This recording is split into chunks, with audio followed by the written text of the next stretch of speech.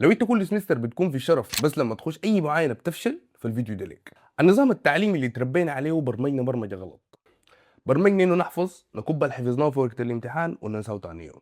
النظام ده كافأ الطالب المطيع اللي ما بيزعل فبيطلع لنا خريج عبقري في الورق بس ما عنده بربع جنيه سوفت سكيلز او اي مهارات تواصل او ذكاء اجتماعي. في الشغل المدير بتاعك ما حيسالك عن نظريات المنهج ولا القوانين المعقده اللي حليتها في امتحان الحسبان.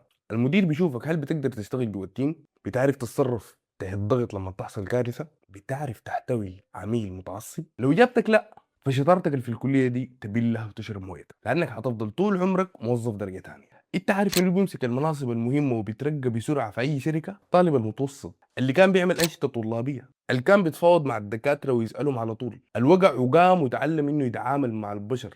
المهارات التقنيه والهارد سكيلز بتجيب لك الوظيفه، بس الذكاء الاجتماعي او زي ما بنقول طوالي السوفت سكيلز هو اللي بيجيب لك الترقيه والقروش. الروشته بتاعت الليله بتقول بطل تدس ورا كتبك وانزل احتك بالناس وابني شخصيتك. ما تنسى تكتب لي تحت في الكومنتات او تتاجل لنا صاحبك المعدلات كانت عاديه في الجامعه لكن الليله ما شاء الله عليه وناجح في سوق العمل جدا. لحد هنا حلقه تقول انتهت. كنت معكم محمود، بسم الله، هنا قسم الشو، سلام.